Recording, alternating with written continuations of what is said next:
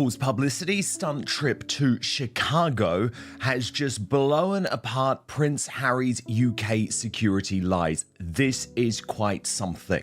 So this image emerged at the weekend after the local TV presenter Natalie Martinez posted on X, "Holy name vibes today, Sailor," that's her daughter in the front, walking to her first communion. And yep, that's exactly who you think it is to her right. Meghan Markle took a solo trip to Chicago this weekend to attend her godson's first communion at Holy Name Cathedral. She sat in the pews with other families. She waited with everyone else. She did not use a separate entrance. She did not have special accommodations. And according to People magazine, which was briefed about the trip, within hours of it occurring, she arrived early and blended in just like any other guest. This is presented by the Sussex communications operation as a heartwarming demonstration of Meghan's normalcy. Look, she travels by herself, she sits with regular people, she is not the demanding diva that critics have described. The optics are carefully constructed. The story lands as intended in people. And then someone starts thinking about the implications for Harry's ongoing legal case about British security. Let me explain why the Chicago trip is a problem for Harry's legal position, because this requires some careful unpacking. Harry has been conducting a sustained and expensive legal campaign against the British Home Office, arguing that he should be entitled to state-funded police protection whenever he visits the United Kingdom. His argument rests on several pillars: that he and his family face unique and credible security threats, that his global profile makes it impossible for him to move around without significant professional protection, and that without guaranteed British state security, his ability to visit the country of his birth is effectively denied. Meghan arrived early to the church and waited with other families and friends in the pews. Oh, she's just like us, folks. And that she didn't use a separate entrance or have any special accommodations. Now, I'm going to explain very shortly why this is a total disaster for Prince Harry and his ongoing claim against Ravik in the United Kingdom. But as Harry Meghan Spare put it, well, there you have it, folks. Apparently it was her godson's first communion. If that's the case, why did her friend Natalie Martinez act like she didn't know Meghan would be there? Her post insinuated she wasn't aware Meghan was there, even though she's the godmother. Very weird and puzzling, as is everything surrounding this woman. Of course, we don't have confirmation. The British courts have not been entirely unsympathetic to elements of this argument, but the Chicago trip, as it has been documented and reported, undermines the core premise in a very specific and very visible way. Meghan, who faces similar security risks to Harry by virtue of their shared profile and their shared history, apparently traveled to Chicago, sat in a church for a first communion, waited with other families in the pews, and emerged without incident. No security detail visible in the People reporting, no special arrangements, no advanced coordination with local police. Just a woman attending a church service. Chicago is not a low-risk environment. The crime statistics are what they are, a per capita homicide rate that is dramatically higher than anything in Britain. If Meghan can attend a first communion in Chicago without security arrangements, the argument that Harry cannot attend a public event in Britain without state-funded police protection becomes considerably harder to sustain in court. The security risk calculus is not obviously more dangerous in London or Windsor than in Chicago. And the documentation that Meghan moved through Chicago without incident, sitting in public with other members of the public, is exactly the kind of evidence that the Home Office's legal team will be pointing to in any future proceedings. The People briefing, designed to make Meghan look relatable and normal, has inadvertently provided the opposing side in Harry's security case with a very useful data point. As the article was posted, you deleted, starting to think that wasn't a coincidence. And of course it wasn't. Natalie Martinez is a journalist, a TV reporter. She knows how this game works. She specifically pointed out that it was Meghan in the picture with her child. So of course this was all planned. As Long Sally, aka Sue Smith, said, well, it looks like Harry and Meghan can move around if they want to without anyone knowing, as this took place in Chicago. And that's what I want to come to. And by the way, I say this not as a slight on Chicago in any way. I haven't visited the city myself, but trust me, here in the United Kingdom, as I am regularly reporting, we do have huge problems. But let's just remember, Prince Harry and Meghan Markle are claiming that they need guarantee. The Sussex communications operation, once again, has generated a story intended to produce one effect while simultaneously producing another effect that directly harms their own interests. The team that placed the story in People presumably did not think through the security case implications, or they thought through them and concluded that the PR benefit outweighed the legal cost. Either way, the result is the same. A documented account of Meghan moving through one of America's higher-risk cities without security accommodations, sitting in a church with members of the public in the same week that Harry's legal argument about the impossibility of such activity is being contested in court.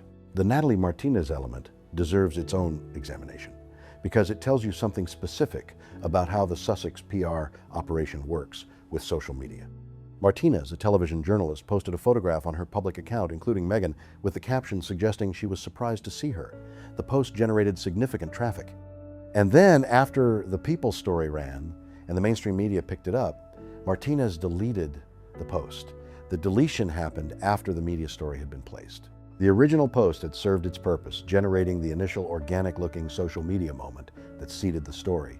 And once the professional media operation had taken over, the amateur documentation was removed. This is a specific and observable pattern in how Sussex PR works with friendly social media contacts. The initial documentation comes from what appears to be a spontaneous, private post by someone who happened to be there. The impression created is of a genuine, unmanaged moment, the opposite of a staged PR event. Even compared to London, Chicago is incredibly dangerous. It matches the UK's entire homicide toll, despite having just 4% of the population. Last year, Chicago recorded 460 homicides. That was the lowest in 60 years, but still an enormous number for one city. By comparison, England and Wales, with a population of 60 million, recorded 522 homicides. Then the professional machinery picks up the story and distributes it through established media channels. And then the original social media post disappears, having served its purpose, leaving behind only the professional media story, which cannot be traced directly to the Sussex communications operation. Whether this specific instance played out exactly that way is not provable from the outside. What is observable is that a television journalist posted a photograph of Meghan, deleted it after the story ran, and the story itself appeared in People within hours, a timeline that suggests advanced coordination rather than spontaneous celebrity sighting. The Saturday Night Live joke is worth addressing because it captures something that the mainstream media has largely been reluctant to say directly. And the Weekend Update bit described King Charles visiting the United States to seek the release of a British hostage being held by an American terrorist. The joke names Meghan as the hostage taker. This is savage in the specific way that the best SNL political humor is savage. It uses an absurd frame to make a point that is underneath the absurdity, recognizably accurate about the underlying dynamic. Charles was in America in part because the Sussex situation has complicated the transatlantic relationship, because Harry's Ukraine speech created diplomatic difficulties, because the ongoing Sussex drama has placed the British royal family in a position of having to manage a family member who actively creates problems for the institution that he simultaneously claims to represent. The hostage framing is a joke, but the underlying observation that the British royal family is in some sense constrained by what Harry and Meghan do, is obligated to respond to or manage or navigate around their choices, cannot simply ignore them the way a private family might ignore an estranged member. That observation has genuine force. The institution is, in a specific and limited sense, held hostage by the ongoing Sussex situation, not because Harry and Meghan have any formal power over it. He's killed by guns over several years combined. That is, of course, a political issue, But so is Prince Harry and Meghan Markle trying to claim that it is too dangerous for them to travel here without the UK taxpayer having to foot the bill forevermore. To Brittany, editor of the Royal News Network now, who of course joins us stateside. And Brittany, look, I want to be clear. I hope you don't take offense by me pointing out just how dangerous Chicago is. But my point here is that Meghan Markle got there seemingly without any security, without any publicity, because let's be honest, as I have been saying for months and months and months, no one cares. No one cares where she goes. No one cares where she is. There is no threat.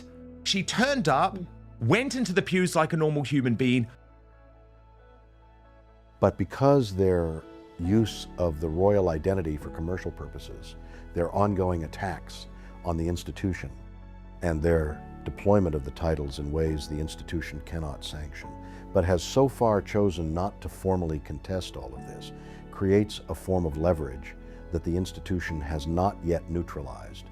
Princess Eugenie's pregnancy announcement is the most positive development of the week and deserves to be acknowledged clearly. A third child for Eugenie and Jack Brooksbank expected this summer. The announcement was confirmed by Buckingham Palace in the standard format. His Majesty the King has been informed and is delighted. This is genuinely good news for a family that has had a great deal that is not good news in recent years. Eugenie's position caught between loyalty to her father Andrew and loyalty to the institution that has effectively marginalized him is genuinely difficult. A new baby is a moment of simple joy that exists outside all of that complexity, and it deserves to be received as such without the Sussex lens being applied to it. The broader York situation continues to be one of the most unresolved aspects of the current royal story. Andrew's legal exposure around the Epstein connections remains partially unaddressed at the institutional level.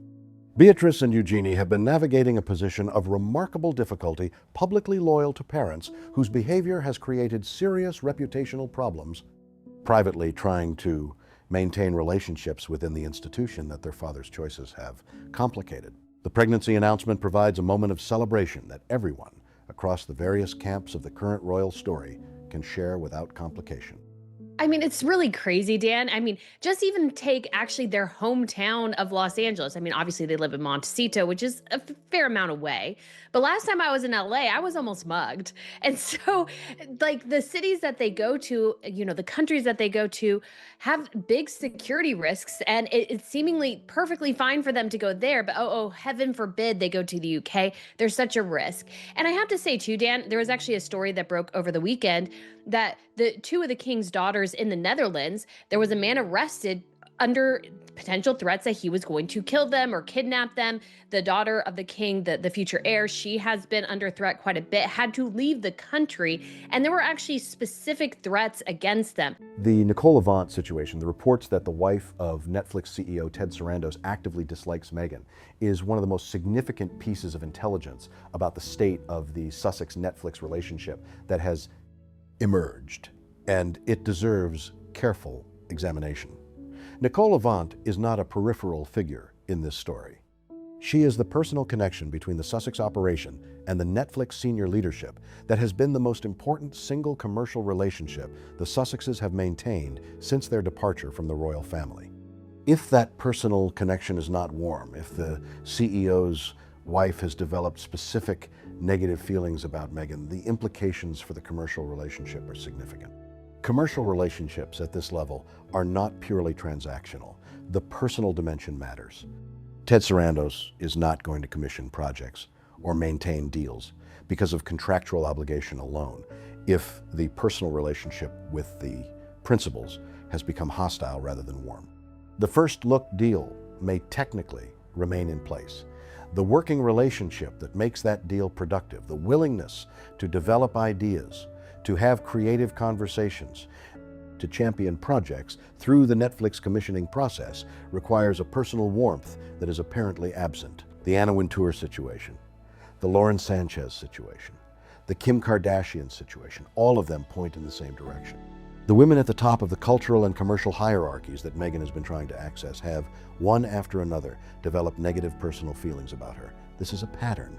And a pattern of this specific kind where powerful women across different industries and different social circles arrive at similar assessments is not easily explained as coincidence or as the result of hostile press. Highlight that Harry and Meghan, I think, live under a mass delusion that they are under constant threat. And honestly, it's draining their bank accounts, and they want to drain everybody else's bank accounts too in order to fund that. 100%. 100%. And I am not prepared to have it happen. I mean, maybe on a normal day, Brittany, we could say, actually, good. She's realized she is just normal, but then it's like, what happened in terms of this local television celebrity posting the picture, then the moment it's picked up by People magazine, Brittany, she deletes it. Well, I'm sorry. Manipulation. It is the result of direct personal contact with someone who has generated a consistent reaction across multiple different contexts. The Australia trip that preceded all of this week's developments provided the specific evidence: the death stare captured on camera, the 122 minutes at the retreat before leaving for the rugby, the fashion listings at Bondi Beach, the hospital atrium. All of it building a public record of the gap between the performed warmth and the actual warmth that the most socially astute observers in Meghan's world have apparently recognized from personal experience.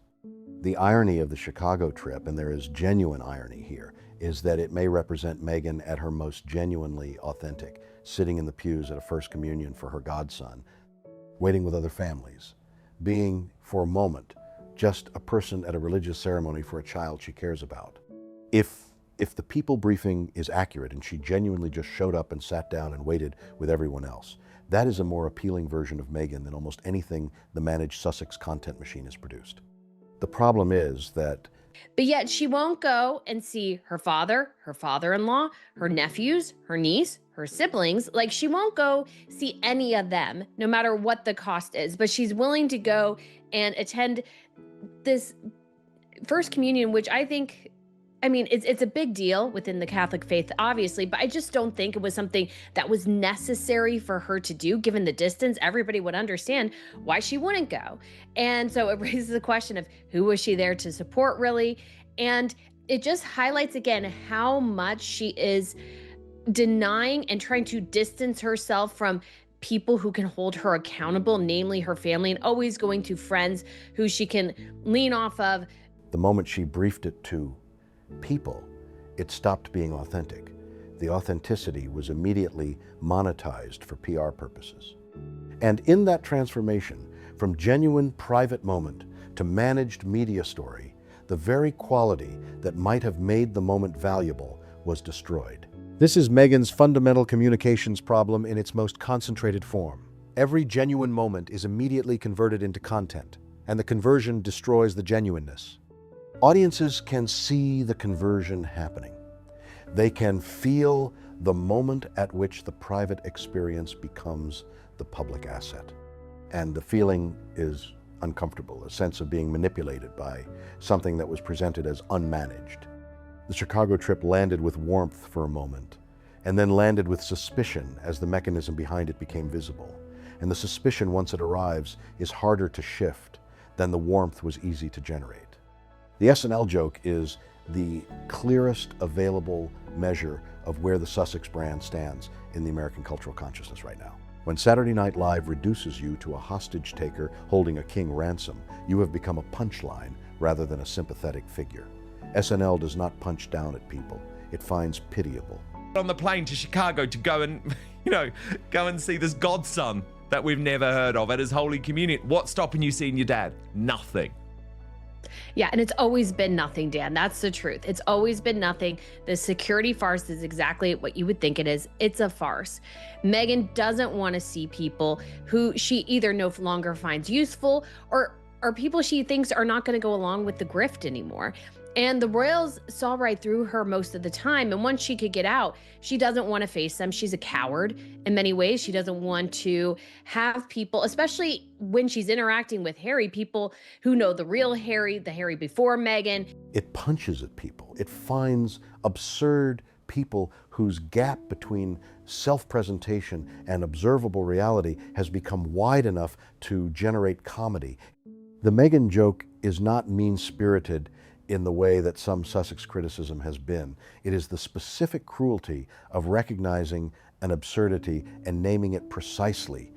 The British hostage framing is the absurdity that the King of England traveled to America partly to manage the complication that his own son and daughter-in-law have created for the transatlantic relationship, and that the son and daughter-in-law in question are living in a $16 million mansion in California, claiming to be working royals, doing the very thing they were born to do, while simultaneously listing outfits worn at terrorist attack sites for fashion commission.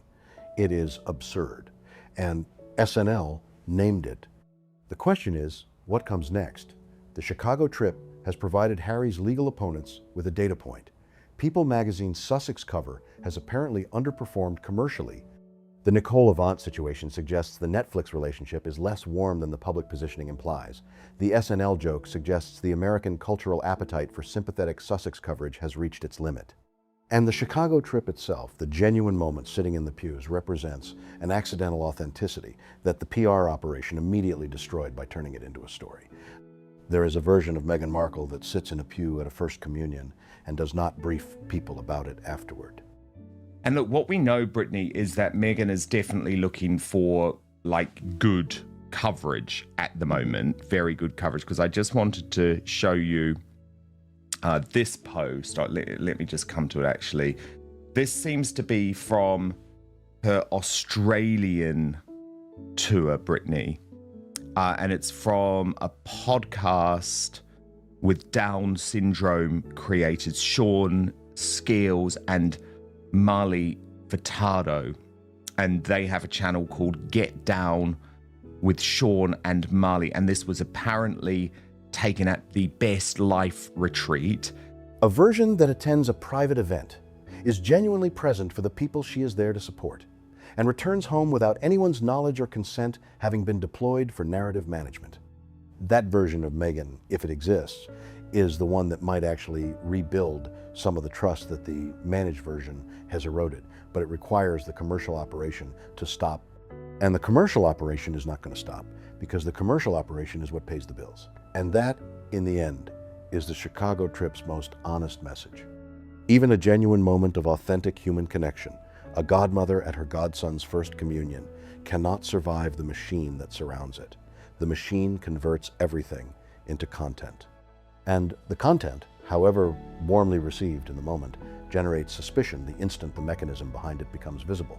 The people briefing was the mechanism becoming visible. And the legal implications for Harry's security case were the unintended consequence of a mechanism that was supposed to generate only warmth. Nobody is safe from the machine, not even the genuine moments. And that is the most damning thing that can be said about the current state of the Sussex communications operation. My channel and other channels, I've noticed I've mentioned things and things are adjusted in response to things I've said. Now, of course, somebody else could have pointed it out, not saying that, but Meghan, I think, is constantly trolling, constantly watching her critics and what they're saying about her, and she's looking for anything. She's willing to exploit anyone for a bit of good press.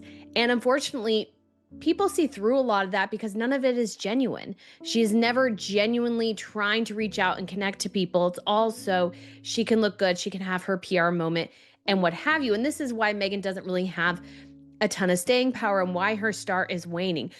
Let me go deeper on the security case implications, because this is the most legally significant element of the Chicago trip, and it deserves more careful analysis than the immediate commentary has provided. Harry's case against the Home Office has been one of the most sustained and expensive legal campaigns any member of the royal family has ever conducted.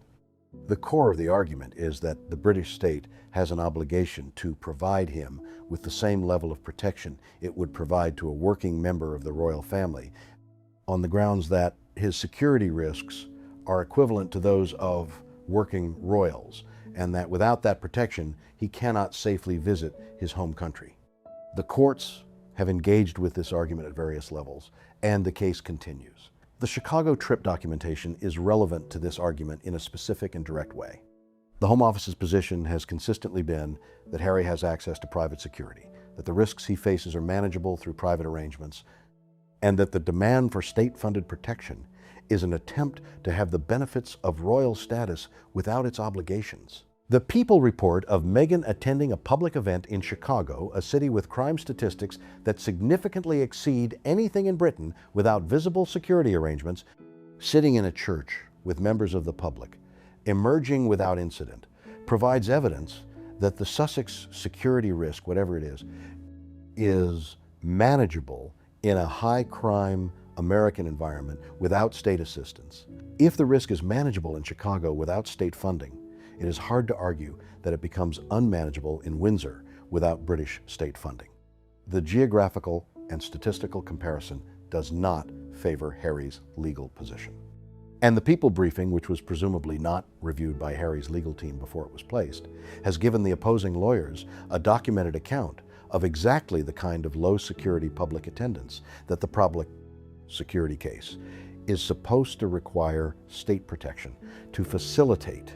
The Natalie Martinez element adds another dimension to this specific analysis. Martinez deleted her post after the People story ran. You can swim in the beach, or pool, or something. Aren't they called Like budgie stuff? Yeah. budgie smugglers? Yeah. Oh, This. what is What it? do you use? What is it? This one is a beer. You know who Tui's Chewy's Lager. Never had it. Is this a classic Australian pour? Yeah. Yeah. Do you like this? Yes. Yes. I drink beers. This is your favorite one? It's my favorite. Should I try Yeah, it? It's not yes, cold, yeah. but it's probably still good. It's good. It's good for you, but I had too much alcohol. I had 2 alcohol, but I'm gonna get drunk.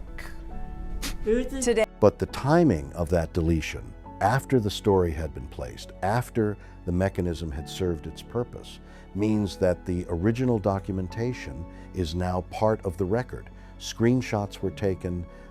The post was archived by multiple people before it was deleted. The deletion itself became part of the story, drawing more attention to the original content than would have existed if Martinez had simply left the post up. In attempting to clean up the evidence of the managed nature of the PR operation, the deletion created more evidence of it. This is the pattern that runs through almost every Sussex communications misstep. The attempt to manage the perception of management makes the management more visible. The deletion of the Freedom Flight video, which has not happened because it cannot happen, would work the same way. Every attempt to remove evidence of previous positions draws attention to the fact that previous positions exist, that the current narrative wants to be different from. The Nicole Avant story deserves expansion because the specific framing that she hates Meghan is stronger than most of what has been said publicly about the personal relationships in Meghan's world. And it comes from Alison Boshoff at the Daily Mail, who is a careful and well-sourced journalist who does not typically use language of this strength without solid grounding. What would cause the wife of Netflix's CEO to develop strongly negative personal feelings about Meghan Markle? The answer, based on what has been reported about Meghan's conduct in various social and professional settings, is not difficult to construct. Avant is a sophisticated and accomplished woman in her own right, not someone who would be easily manipulated or who would be impressed by celebrity adjacency for its own sake. If she has encountered Meghan in settings where the performed warmth was visible as performance, where specific requests or demands were made that she found objectionable, where the management of the relationship was experienced as manipulation rather than genuine connection, any of those experiences could produce the reaction reported. The broader pattern of powerful women developing negative feelings about Meghan after personal contact is striking, specifically because these women are not members of the British establishment, not connected to the royal family. I think Catherine would have done much better. Of course, Diana would have done much better. A lot of other royals could have done much better, but Meghan just looks incredibly awkward and like, oh, I have to do this. Oh, yeah, I guess. Oh, another beer. Oh, yeah. That's sort of the impression I get. Not members of any social circle that has an obvious interest in maintaining a negative view of the Duchess of Sussex. Anna Wintour's assessment, the sunglasses that came off for Camilla and the Queen, but apparently not for Meghan, is the most symbolic expression of this pattern. Lauren Sanchez, Kim Kardashian, Nicole Levant. These are women in different industries, different social contexts, different relationships to the Sussex story.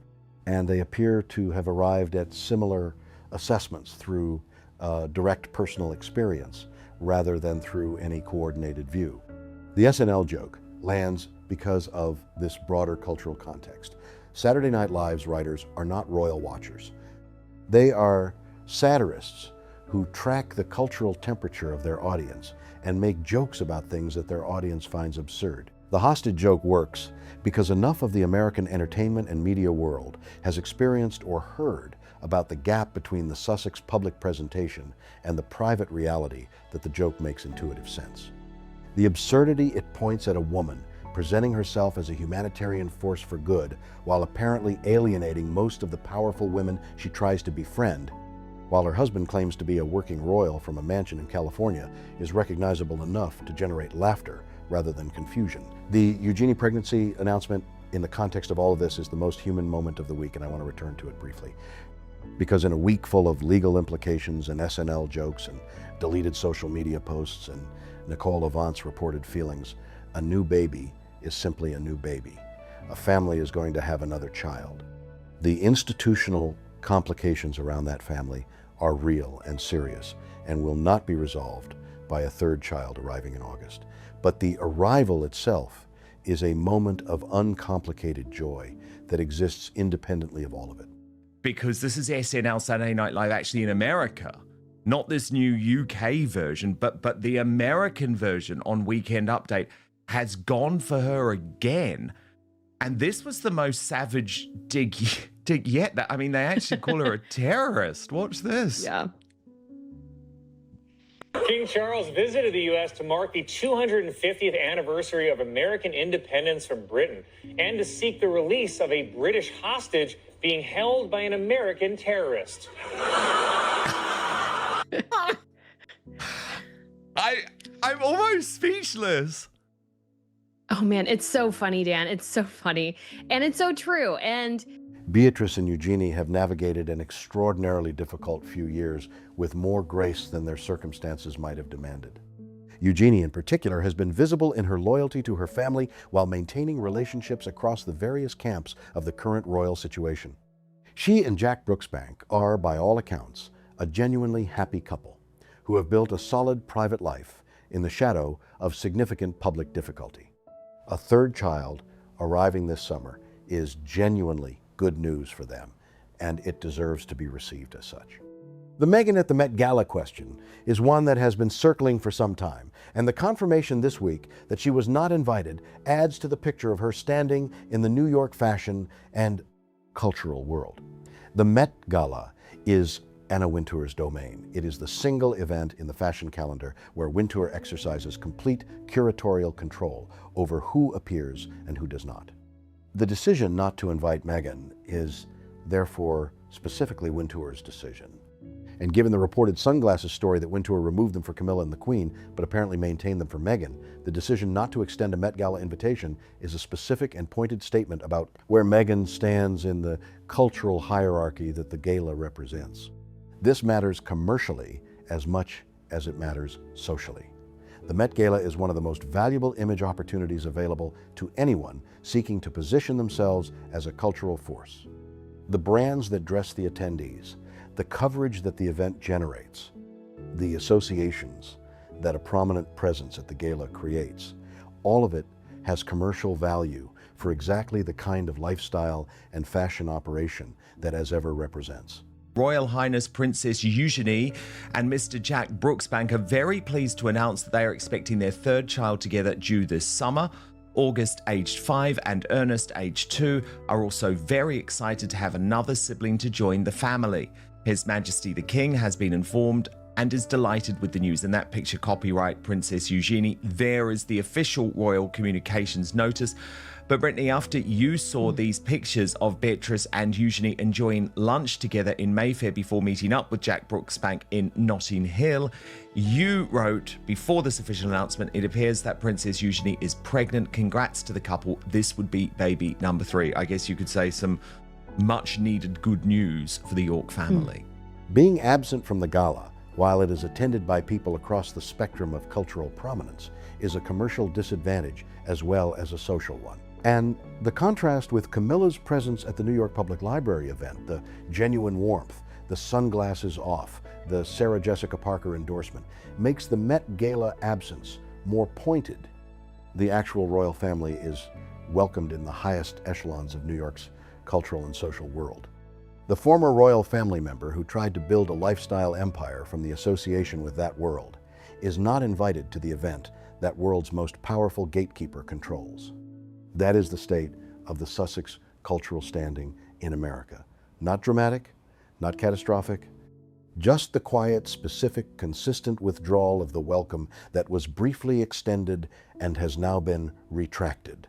The pews at Holy Name Cathedral in Chicago, the deleted Instagram post, the people briefing that became a legal liability, the SNL joke about the British hostage, the Met Gala invitation that did not arrive.